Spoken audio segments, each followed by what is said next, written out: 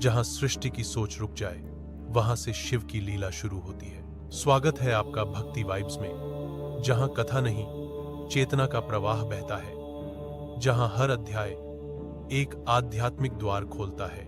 आज हम सुनते हैं शिव महापुराण का अध्याय द्वितीय। दूसरा अध्याय।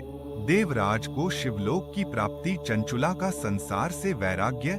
श्री शौनक जी ने कहा, आप धन्य हैं सूत जी, आप परमार्थ तत्व के ज्ञाता हैं। आपने हम पर कृपा करके हमें यह अद्भुत और दिव्य कथा सुनाई है। भूतल पर इस कथा के समान कल्याण का और कोई साधन नहीं है। आपकी कृपा से यह बात हमने समझ ली है। सूत जी, इस कथा के द्वारा कौन से पापी शुद्ध होते हैं, उन्हें कृपा पूर्वक बताकर इस जगत को कृतार्थ कीजिए। सूत जी बोले, मुने, जो मनुष्य पाप, दुराचार तथा काम, क्रोध, मद, लोभ में निरंतर डूबे रहते हैं, वे भी शिव पुराण पढ़ने अथवा सुनने से शुद्ध हो जाते हैं तथा उनके पापों का पूर्णतया नाश हो जाता है। इस विषय में मैं तुम्हें एक कथा सुनाता हूँ। देवराज ब्राह्मण की कथा। बहुत पहले की बात है।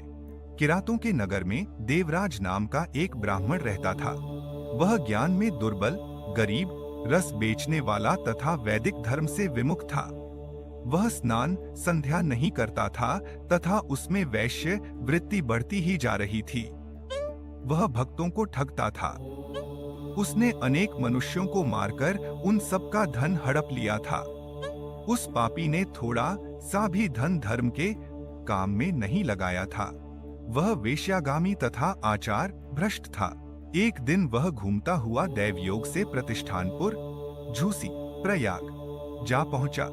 वहां उसने एक शिवालय देखा जहां बहुत से साधु महात्मा एकत्र हुए थे। देवराज वहीं ठहर गया। वहां रात में उसे ज्वर आ गया और उसे बड़ी पीड़ा होने लगी। वहीं पर एक ब्राह्मण देवता शिव पुराण की कथा सुना रहे थे। ज्वर में पड़ा देवराज भी ब्राह्मण के मुख से शिव कथा को निरंतर सुनता रहता था।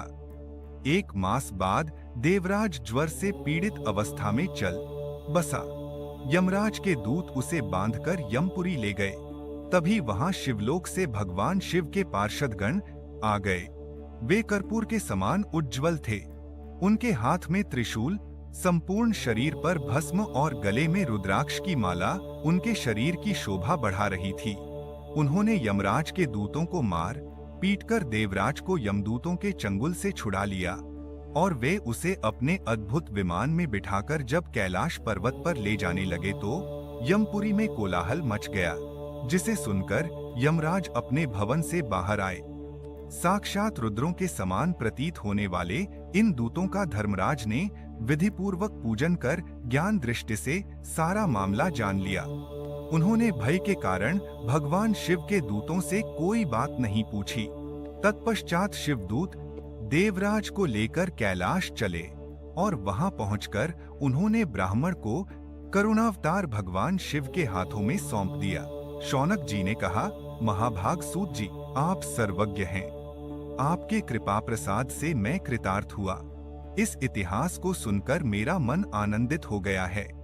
अतः भगवान शिव में प्रेम बढ़ाने वाली दूसरी कथा भी कहिए। आत्मा को छू गया हो यह अनुभव, तो इसे अपने अपनों के साथ बांटिए। कल फिर मिलेंगे शिव की एक नई लीला के साथ। तब तक के लिए मन में शिव, श्वास में शिव, जीवन में शिव।